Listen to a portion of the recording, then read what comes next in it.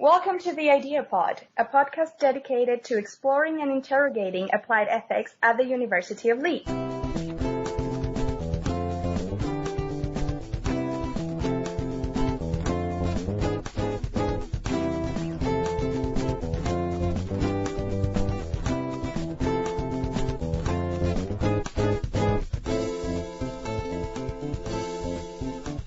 Hello, and welcome to the Sex Pod, a podcast series exploring the medical, ethical and philosophical issues surrounding sex work, with a special focus on sex work during the Covid-19 pandemic. My name is Georgina James and I will be your host. I am a final year medical student at the University of Leeds, but I also have a master's degree in Biomedical and Healthcare Ethics from the university's Idea Centre. I'm now back working with the Idea Centre for my medical elective, and this Sex Pod podcast is being produced in collaboration with the department's own Idea Pod podcast. In this series, I will be interviewing people who, for a variety of reasons, have a special interest in sex work. I hope to investigate how the pandemic has affected the sex working population, explore the legal status of sex work, consider potential harms involved in sex work, and ask whether sex work is a job just like any other. So, I invite you to join me on my ethical exploration of the world's oldest profession and enjoy the unique insights provided by my wonderful guests. Today I'm welcoming Bea Piper onto the podcast, a member of the English Collective of Prostitutes, or the ECP. So welcome, Bea. Thanks. And today we're going to be chatting about how the Covid-19 pandemic has affected sex workers and the sex work industry as a whole. So before we sort of get into all of that, Bea, would you mind giving us a bit of background about the English Collective of Prostitutes and what they are and what you stand for? Yeah, sure. So we're a group that's based on the idea of self-help. And we're made up of current and former sex workers and allies, and that's people working on street and in premises, doing all kinds of work. Mm-hmm. And when we speak from the experiences of our collective, not from personal experiences. So we've been campaigning since 1975 for the decriminalisation of prostitution, for rights and safety, and for resources to enable women to get out of prostitution if and when they so choose. We do so a lot through legal casework, for example, helping sex workers win against charges of soliciting, or brothel keeping or controlling, all of which are laws that are usually used against women who are just working together for safety. We also do, marches, letter writing campaigns to MPs. We released a video recently as part of our campaign, Make All Women Safe. And essentially what we're fighting for is control over our own lives. Yeah. So it's quite an active group. Yeah, definitely. And also, just a really great community because we're based in London at the Crossroads Women's Centre. So we have a lot of connections with Support Not Separation, with Legal Action for Women, Women Against Rape. And we also have international sister organisations in the US called US Pros and Empower in Thailand. So it's part of quite a big activist community. And just for anyone who's listening who might not be clear, would you mind just clarifying what do we mean by sex work or sex workers when that sort of term sort of used? Because I think it'll be one we'll use quite a lot throughout the discussion. Yeah, sure. So sex work can encompass a huge range of different things, and different people will see different things as sex work. So for example, full service sex work is what most people think of when they think of sex work, but you also have camming, you have stripping and pole dancing, you have women working as escorts, people working in brothels, a lot of kink work, for example, and also porn.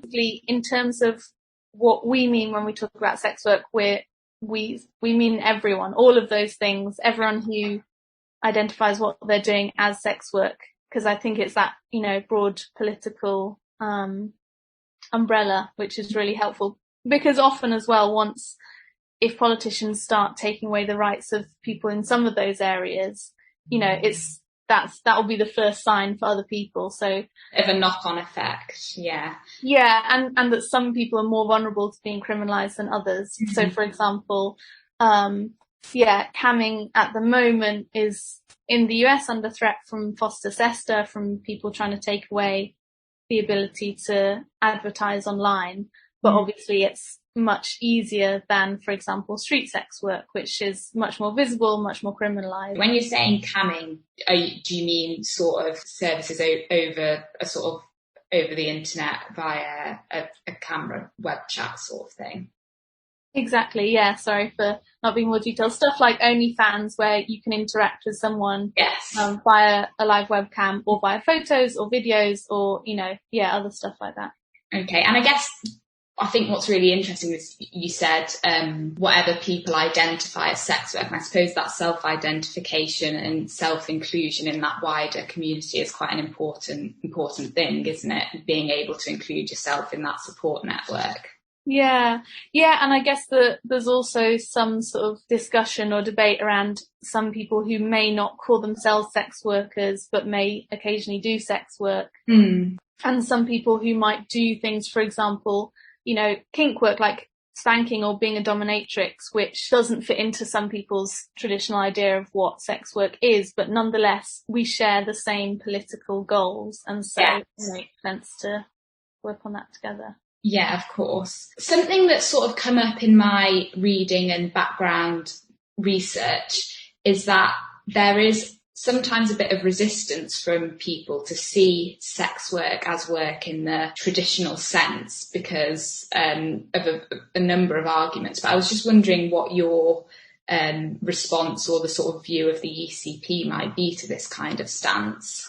I mean, I guess you could go into the sort of theoretical, anthropological or philosophical debates around how home and work and intimacy and, depersonalization have always been very separate, and often as a society we don't like it when those two sort of spheres come together.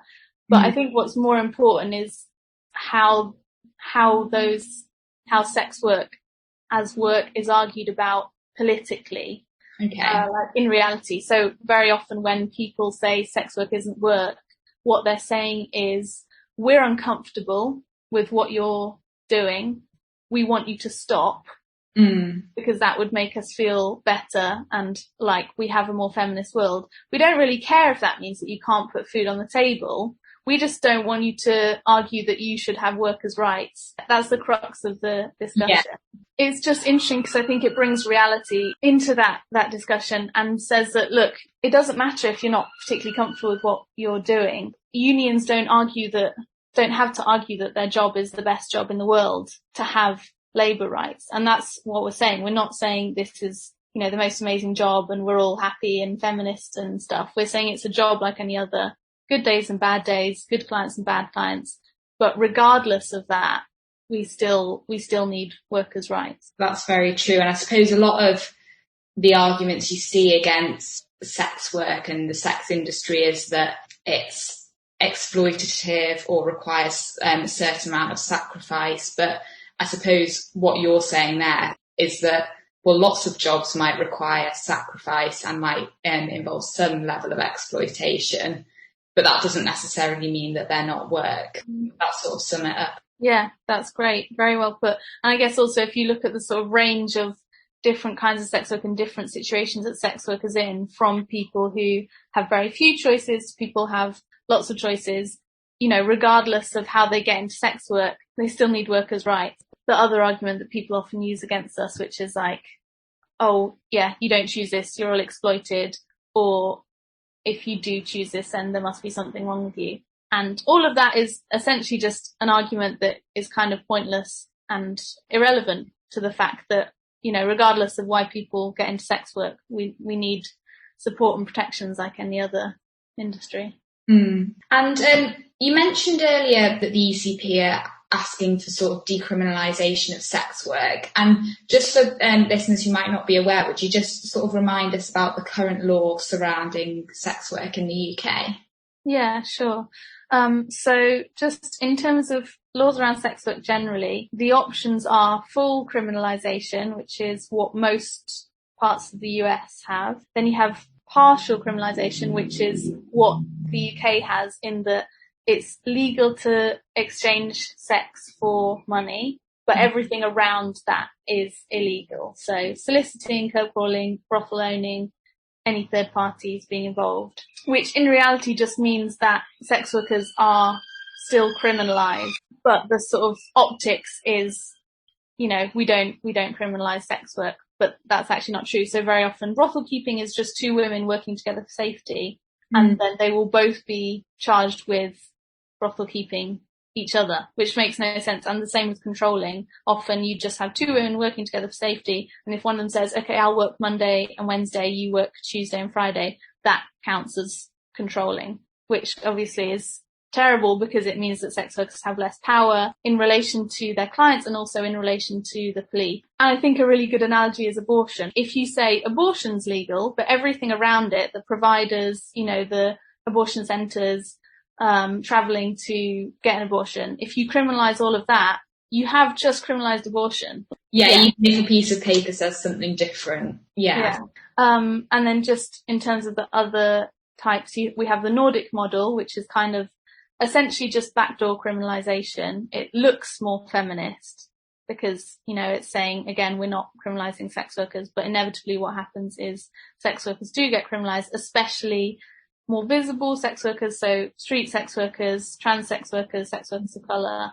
And is the Nordic model where clients or the people who are buying sex are criminalised? Is that? Yeah, exactly. Right? So it's sometimes called the end demand model, but what is fueling the industry much more than the demand for sex is the demand for money. So if you take clients, or if you, make it so that it's harder, you reduce the pool of clients, what you're doing is making it much harder for sex workers to work, meaning that probably only riskier clients are going to be out, and meaning that sex workers have to either charge less for their services or do riskier services to make the same amount of money. So it's terrible. And in fact, some people have said that COVID has kind of been like a dry run to see what a Nordic model would be like, because there are more people in need of money, more sex workers in need of money, and far fewer clients looking for services. That's really interesting, yeah. Yeah. Last one is legalisation, which is basically as extra regulation, which is unnecessary and makes it much harder for sex workers to jump through hoops. And so still it isn't particularly helpful. And then full decriminalisation, which is what happens in New Zealand. Apart from that, that doesn't include migrant sex workers, which is obviously not ideal and not what sex workers were campaigning for. Okay, so legalisation, is that when we said the state says, okay, sex work is legal, but all of these rules need to be applied specifically to sex work, and then is that different from decriminalisation? Just for people who might not be aware who are listening. Yeah, no, you're right. It's good to go over that distinction, because I think it is often by anti-sex work campaigners, it's sort of blurred. But yeah, legalisation doesn't treat sex work like any other job. It makes you register. Often you have to carry around a card. This is the case in Germany, and it's better in some ways, in a lot of ways, than criminalisation. But it still leaves the door open for a lot of stigma and discrimination. Because, if someone finds out you're a sex worker, which is if you can't keep your anonymity because you have to sign up to register and give your name and address and stuff, is more likely to happen, then we've had cases where women often get their kids taken away because they're doing sex work is seen as a reason that they're a bad mother rather than them trying to provide. Or they'll get kicked out of housing, often discrimination in jobs as well. So yeah, legalisation is not the same as decriminalisation. Decriminalisation is sex work, and I'm sure we'll get into this, but it's much better for a number of reasons, including that you have much better access to state support, for example, during a pandemic. Yeah, of course. There are a lot of jobs, I suppose, that have different rules to other sorts of jobs. So construction work, as a sort of unrelated example, might have sort of stringent health and safety checks, and people in some sort of caring role, like people who work in hospitals or who work with vulnerable people, might have to undergo sort of thorough background checks before they're allowed to work. And I suppose a point that could be raised would be, in treating sex work like other work, would it be totally unreasonable to have different processes that sex workers might have to go through? And I suppose that wouldn't be included in decriminalisation, would it? Well, not necessarily. I mean, it's not that decriminalisation is like absolutely no laws surrounding sex work whatsoever, because we'd still have labour rights, and many of those might include, stuff that construction workers or health workers would also be bound by. But the difference between legalisation and decriminalisation is that decriminalisation is essentially what we're arguing for, that would put our rights and our needs first. It would be legislation that is made by us as well as for us, whereas at the moment legislation is made totally ignoring us, and often not just ignoring us but sort of actively shouting us down. And so the legalisation often leads to stuff like registering, which as a sex worker, which is the way of treating sex work not as work basically, but as a stigmatised thing that sort of needs to be contained and have all of these extra rules. So with decriminalisation, I think there would still be some regulations, but they would be ones that sex workers want and need. And that sort of clarified things a bit in my head. So it sounds like what you're saying is that you're not totally against working laws or legislation, but actually sex workers want to be involved in creating that, rather than having somebody sitting in the government making it without speaking to sex workers and getting some real life experience behind it. Would that be fair? Yeah, and I guess a good example would be often with brothel keeping. If that's legalised, there'll be a lot of hoops that you have to jump through, and often a lot of money that you'll have to pay in order to register that, which obviously doesn't make it accessible to just a couple of sex workers who want to set up with each other for safety and just want to, run one room just then.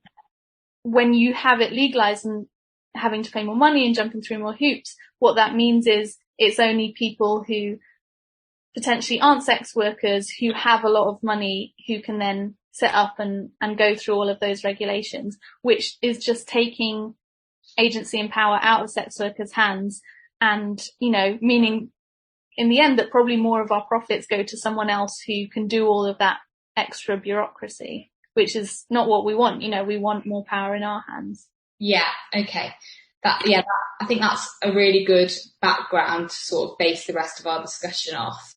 I was going to ask you, we said that sex work at the moment in the UK is legal, but a lot of the activities around it, such as soliciting and brothel keeping, are illegal. Is that right? Yeah. So I was just wondering, going back to sort of looking at the impact of the pandemic, how the government imposed lockdowns and sort of various restrictions due to the Covid-19 pandemic have impacted the legality of this. I suppose when there was the period where two households couldn't even mix indoors, did that make selling sex illegal?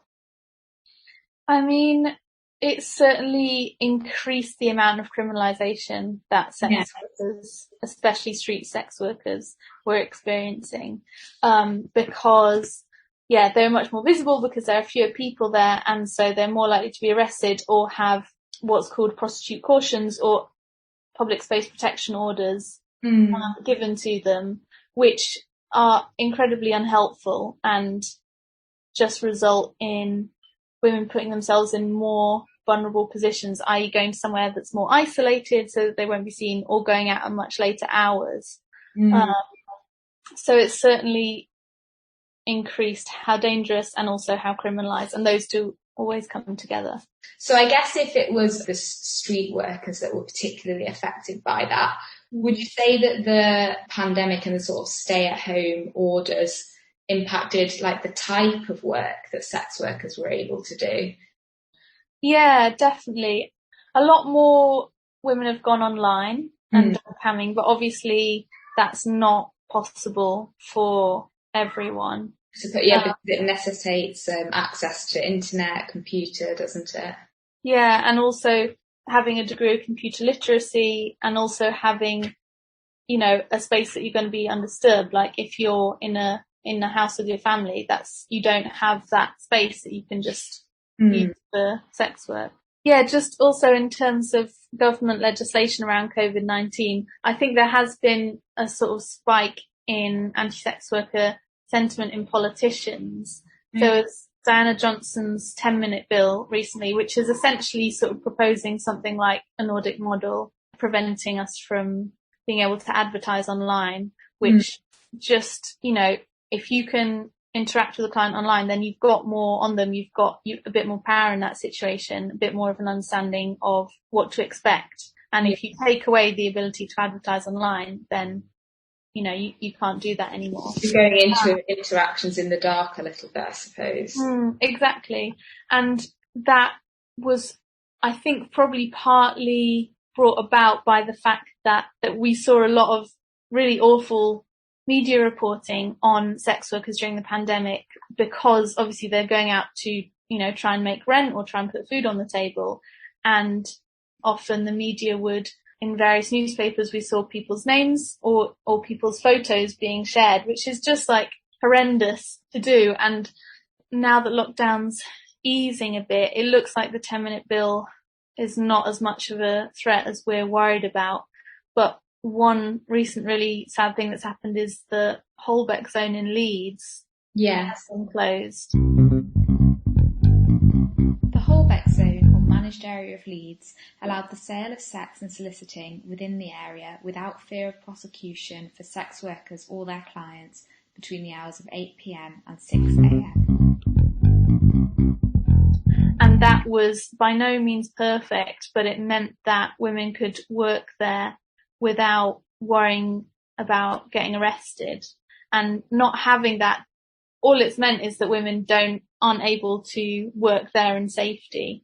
And I looked through the report, talking to various people, including residents, both sex workers and non-sex workers, about their feelings. And although from reading newspapers, you would think that all of the community was totally against it, but in fact what it is just a few very vocal businesses and MPs, and actually the majority, I think it was maybe 60 or 70% of people surveyed, said that they thought the Holbeck zone should continue. It's also called the managed approach or the managed area, with some changes, which I think just speaks so much to the fact that actually often people really do understand that, you know, sex workers work and, you know, sex workers are people just like anyone else, and just moving us somewhere else doesn't solve the problem at all. Yeah, so I haven't heard the Holbeck zone criticised.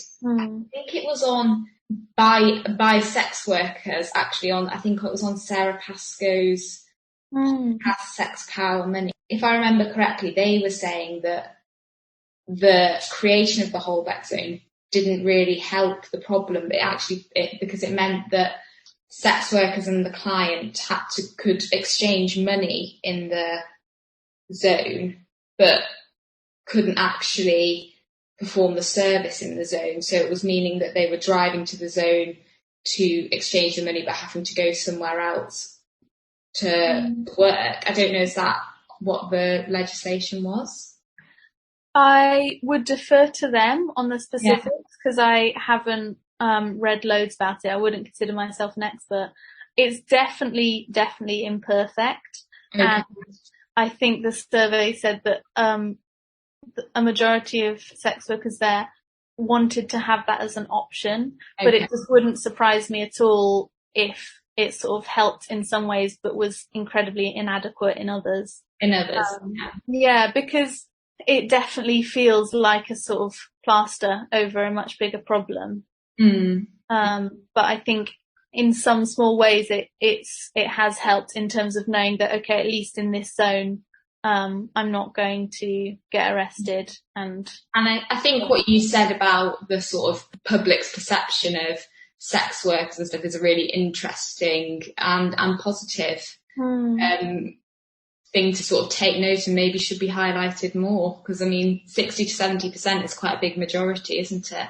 Yeah, absolutely. And it really, even public perception has massively changed over the last few years. Like, I've chatted with some other people in the ECP who've been doing this, 40 years, and they very clearly remember how the media used to call sex workers vice girls and just be so much more derogatory, whereas now a few people are actually using the term sex workers. And yeah, I think much more often the public understands that, it's just much less morally judgmental. So it's interesting that often newspapers are sort of, and politicians are sort of lagging behind public perception of sex work.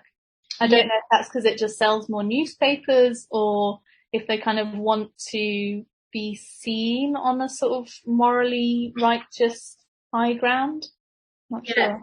Yeah, it's an interesting one, isn't it?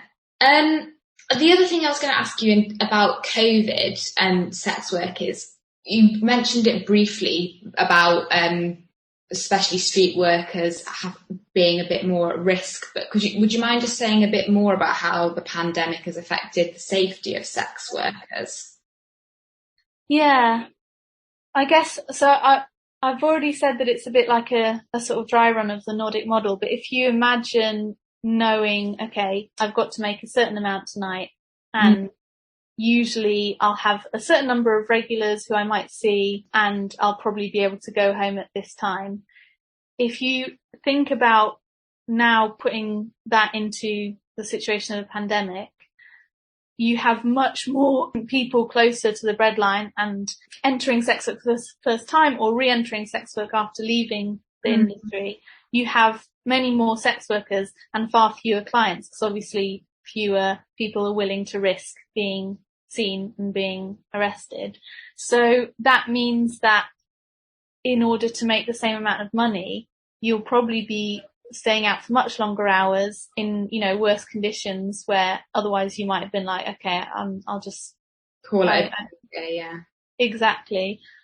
You'll probably be offering, or a lot of women have needed to offer riskier services or to charge less for their services.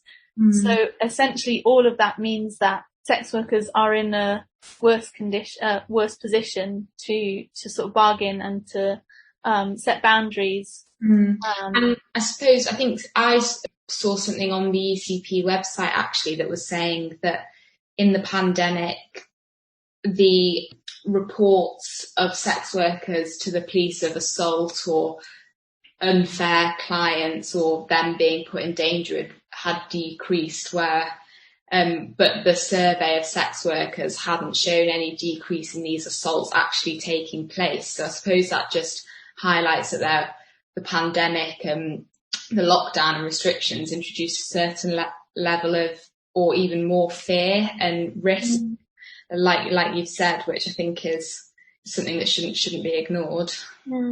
Exactly. And I mean, even at the best of times, if you as a sex worker decide to report something to police, it's total pot luck whether they'll take it seriously or whether they'll say something like, well, you're a prostitute, what do you expect? That's part of your job. So and we have people who've experienced really awful treatment by the police while trying to report violence. And then during a pandemic, then they know that there's the extra risk of being asked, well, why were you out? It's a pandemic, we're going to arrest you under whatever COVID laws as well. And also, as I mentioned, it's because of austerity and because of lack of government support, there are so many more women and people coming into the sex industry for the first time. I think that was part of one of the ECP reports that I read actually, and I suppose that highlights the sort of economic hardship, doesn't it, of people coming into it, but also has the effect of perpetuating the economic hardship of existing sex workers if the demand isn't as it was, but the supply is going up. That's it, just by sort of market forces, that's going to drive down the price and make people have to work harder for less. Yeah, exactly. And then as well, when the only clients who are actually showing up are more risky because they're ones who are willing to risk, being caught by the police. They're often the clients who normally sex workers would turn down. But they then don't have that option. So just in every single way, the market forces make it much more dangerous and difficult. I suppose that the other workers who benefited from the government's furlough scheme when work was deemed too risky for them. I mean, admittedly a different risk, which would have been COVID. And I was just going to ask you I'm just interested by sex workers' perception of the risk from COVID-19 in terms of actually contracting the virus themselves. And I suppose if you're having to work and having to go out there and interact with people, you are at a greater risk of contracting the virus, especially in the first few waves when we didn't have the vaccine and things like that. So how would you say rates of COVID and things have been affected in the sex work population? And if people did get the virus, were they able to isolate as the government suggested, or out of economic hardship, were they having to work? I mean, because sex work is essentially, criminalised in lots of ways, we don't have any hard data about any of this. But you're absolutely right, because sex work obviously involves often physical contact. It's a higher risk work to do in a pandemic, and it just puts so many women in just the most awful position of like, either, you can pay your rent and feed yourself and your kids, but you have to put yourself in harm's way of getting COVID for that. And it's just a horrendous choice for anyone to have to make. And that's the position that sex workers were put in. And that's because of the legal situation, because it's criminalized. It meant that, as a sex worker, you're not on the system often. You can't register as self-employed, because that would threaten your anonymity. And if you don't have anonymity, then you risk, your bank account being closed, getting kicked out of your house. Also, I didn't mention this before, but we think an increase in violent attacks, as well as a lot of cyber attacks. So people being outed online, having their footage stolen, being blackmailed with being outed, and lots of stalking cases. So the fact that our work is criminalised affects all of those areas. It means that we can't access government support, furlough schemes, self-employed, all of that stuff. And when we've, some MPs that we've talked to have been great and said, this is terrible. We don't think this is acceptable. But plenty of MPs, Conservative MPs have often their attitude has been, we've got these schemes. Why are you complaining? We don't care if it's not working for you. We've done this thing, and that's it. That's the sort of tone of the replies we've got, is like, we've got this. We've done this. And like, no further questions. And so what were the schemes that these sort of MPs were saying that sex workers should try and use? Well, they talked about universal credit and how you could get quicker access to the first payment of universal credit, and how they'd also upped the amount of universal credit, which is great that they did those things, but it still was often not enough. And often sex workers were already on universal credit and were using sex work to top it up because universal credit just wasn't enough. Yeah. Did sex workers have any access to sort of self-employment support schemes or anything like that? Again, there aren't many sex workers who are registered as self-employed, for anonymity reasons. And if you look at New Zealand, that had some of the best support for sex workers because it's fully decriminalised there. And so they could just get that instant access to government support. But yeah, that's just not an option for a lot of people who don't want to register as a sex worker, as a self-employed sex worker in the UK, which is most sex workers. Yeah. And I suppose the pandemic saw quite a unique situation of the furlough scheme being introduced and people who were told not to work because of risk, really, of COVID, risk to themselves and risk to sort of the wider population, were given, I think, up to 80% of their wage by the government. And I just wondered what your thoughts and the stance of the ECP would have been of the exclusion of sex workers from a scheme like that. Yeah, it's terrible because sex workers really needed that, and it seems that a lot of the schemes that the government introduced were not made with the people who needed them most in mind. So yeah, a furlough scheme would have been really useful, but if you don't recognise sex workers' work, then you're not going to be able to give access to... That's going to be my next question, actually. It seems to link with this reluctance to view sex workers' work. And I suppose it seems like COVID has sort of highlighted sort of underlying issues that have been present for a long time, but just sort of exacerbated them. Absolutely. You mentioned that a lot of sex workers are using sex work to sort of top up the universal credit they receive, put food on the table, pay their rent. So it sounds like a lot of people are in sex work due to economic necessity. Is that fair?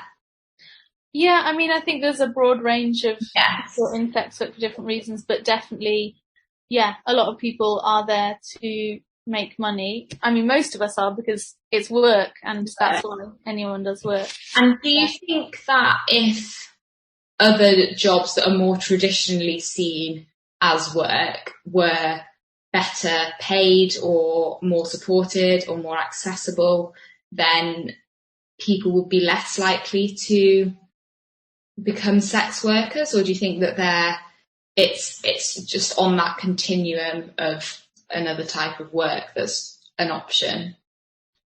I mean, I think it is just another type of work that's an option, but it's true that basically a lot of the work that is accessible to women is unpaid or underpaid. So, you know, a lot of care work, cleaning work, all of that kind of thing. So we support the call for a care income, and that's because we do so much work that is unpaid or underpaid, and potentially if there were better options, if other work was better paid, then that would be another option instead of sex work. But also it's at the same time stuff like, you know, austerity cuts and cuts to child benefit. All of those things also affect, and like, you know, support services, which have all been cut so much in the last few years, in the last decades, that all of that is pushing in the other direction to make it much harder for sex workers to make ends meet, basically. I suppose that just highlights the importance of not seeing it as, right, well, improving the pay of this job, ignoring sex workers, or improving sex working conditions and ignoring the pay of other jobs. I suppose it's got to be something that takes both sides, hasn't it, to truly make a difference to people's lives, and I guess allow people that autonomy and choice, really, to choose which one that they go into, and accepting that it is people's choice. Absolutely. We've got a piece of research that we did a while ago called, I think it's called What's a Nice Girl Like You Doing in a Job Like This? And it compares sex work with other similar work, and like, you know, the pay, the hours, how you're treated, and how, sex work is essentially just another option. And this also makes me think about how often support services, which are not run by sex workers, place a lot of emphasis on exiting and, get plenty of funding from the government, but are much less effective than sex worker-run organisations. So during the pandemic, Swarm did a fantastic mutual aid fund, which then I think we found out that government-funded organisations that are meant to help sex workers were then referring sex workers to, which just, great that they were getting more referrals, but it just feels the wrong way around. Like, if you're getting thousands of pounds from the government, but then you're directing people to a mutual aid fund which has no government funding, something's not right there, But it's just very telling that government is willing to fund organisations where, which aren't political, which aren't arguing for decriminalisation, and which aren't run by sex workers themselves. And I suppose it's just, again, highlighting that people who are affected by the laws and the regulations need to be involved in making them. Absolutely. And something that came to mind just when you were talking about the ECPO supporting being paid for care, caring roles that are often unpaid or underpaid, is that I've read quite a bit about the sort of emotional labour and admin and everything that sort of makes up a lot of sex workers' work, but I suppose in the general public eye is maybe unnoticed or underappreciated. And I know that before I started researching and looking into this project, it wasn't something I'd necessarily appreciated. And I suppose it just draws a parallel between the sort of emotional caring labour that women in general in society are expected to do that isn't paid for. And it's just, I just thought it seemed quite interesting that the parallels that could draw with sex work. I don't know what you think about that. In her answer, B refers to Revolting Prostitutes, a book written by sex workers Juno Mack and Molly Smith, which discusses the fight for sex workers' rights. Yeah, in Revolting Prostitutes, it talks about that and all of the parallels with other paid work and other reproductive labour, other labour that women are often expected to do for free, and that, something that maybe is part of the reason why people get so angry about sex work is that they don't like the idea that something that other women often give away for free, that's sex and intimacy and, attention, is something that sex workers have the audacity to charge for. And that makes people feel uncomfortable, which, obviously that's not always the case. It's not always that simple, but I think there's definitely, really important parallels to be drawn there. Also with surrogacy in some ways, that has a lot of people similarly being uncomfortable about a woman using her body for something which they see as very, natural, and it should only happen in these specific areas of like love, heterosexual, reproduction, marriage, and, sex workers and surrogate mothers. That is a point that's quite often argued, that people find uncomfortable with sex work and, like you said, surrogacy, or I think the other thing is like the idea of organs for sale, like people selling their kidneys and stuff. I sort of thought about that. And there's a philosopher called Anderson who sort of argues that sex workers are unable to maintain sexual autonomy that should come with something as I think he would put sex on a sort of in a different category to other kinds of work. And he argues that if we normalise or decriminalise sex work, could this I mean, it's quite a long step, but could this lead to sex work being seen as like a career option that is spoken about or promoted in schools? Or if people are going into a job centre, would it be another thing that they're offered? Or could it lead to the government saying, oh, actually, you can't have your benefits or universal credit yet because you've not tried to make money through sex work yet? And I think that that's quite an abstract idea, but I just wondered what your thoughts would be on that sort of line of thinking.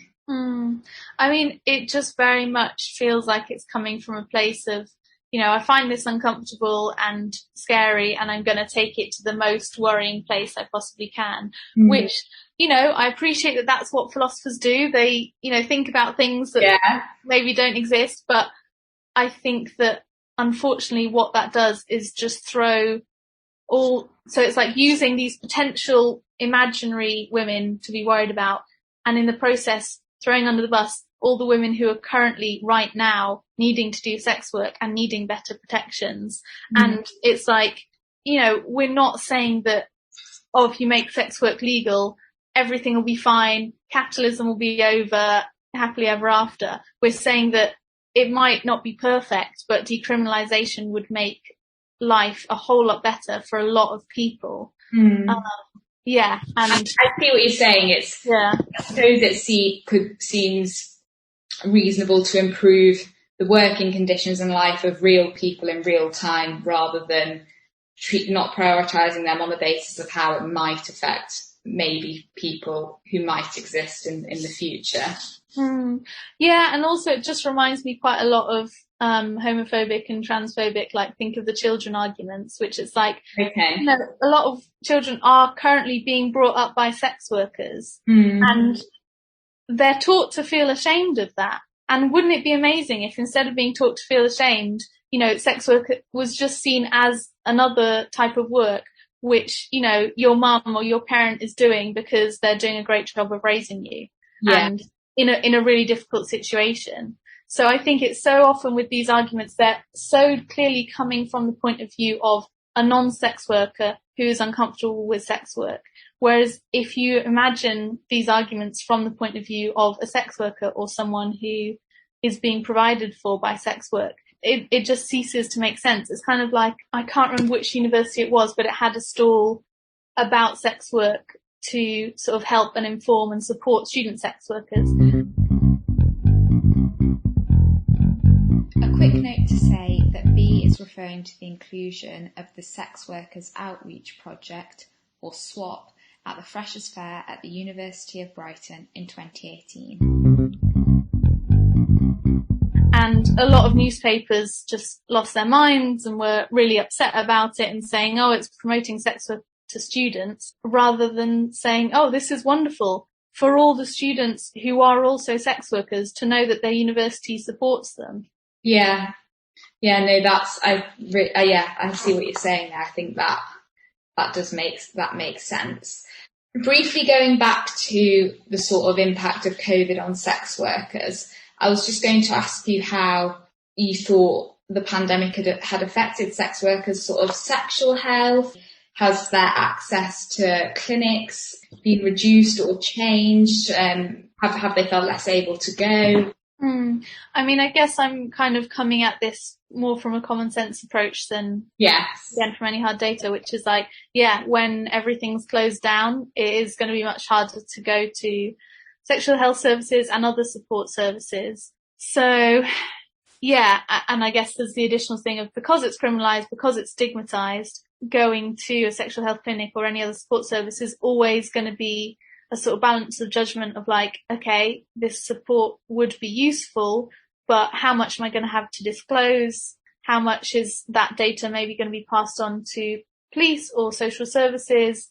Or, if it gets out, how is that going to affect me in other ways? And, the very few services that are run by sex workers are obviously much, much better, much more accessible and much more trustworthy, but they're just pretty few and far between. So I'd say that, the pandemic's had a very negative effect. I mean, like everyone, in terms of mental health, it's been a very difficult year, but with everything else that we've talked about on top of that, the isolation and economic pressure of the pandemic has been massive. Yeah. So I think from our discussion so far, the main thing I've sort of learnt and taken away is that the pandemic has negatively affected sex workers, but it's exacerbated existing problems. It's not necessarily given its own unique problems. It's just sort of highlighted the problems that already exist and made them worse. So I was just wondering if these existing conditions that sex workers are experiencing maybe has made them disproportionately negatively affected compared to the rest of the population. So I think I might know what your answer would be, but I was just wondering what your sort of idea of how this disproportionate way that sex workers have been affected could have been negated or reduced a bit. Yeah, I mean, I think you do know what I'm going to say, but I just also want to say first that obviously sex workers are affected to different degrees. I did mention this briefly before, but if as a sex worker you're already experiencing poverty or transphobia or racism, then, you know, you're going to be worse affected by all those other things than, you know, someone who's seen as doing kind of acceptable type of sex work. So if you're a dominatrix and you're white and you're wealthy, then you're going to feel these issues much less than someone who might not be doing sex work, but, you know, is still in a difficult situation for lots of other reasons. Of course, yeah. But for all sex workers, regardless of, you know, how much money we make or anything else, decriminalisation is going to be the thing that makes our situation much better, because it would mean that we could get access to government benefits and, you know, stop sort of institutional discrimination like kids being taken away and housing discrimination and jobs and other stigma. And I think as well on a sort of broader level, if we can get decriminalisation, then it means it'll be much harder for politicians to ignore us and for media to be really awful because, you know, we'll be seen as actually workers. In terms of how politicians often see us, the ones of us who are loud and who are organised and who are demanding workers' rights, they say, oh, well, we're not, you know, thinking about you. We're thinking about sex workers who have no choice, who are really exploited, who are really vulnerable. And so by falsely dividing us into these two separate things, because actually both of those are interlinked, it means that they can ignore ones of us who are actually making demands and then create policy that's just aimed at these sort of imaginary sex workers who they, thankfully, easily, happily don't have to consult with at all. Yeah, and I think decriminalisation would go some way to making that much harder to do. Okay. Thank you so much. That was Bea Piper, and thank you so much for talking to me today. Thank you. The Idea Pod is produced by the Interdisciplinary Ethics Applied Centre at the University of Leeds. Find out more at ahc.leeds.ac.uk/ethics. Music composed and conducted by Josh Armitage.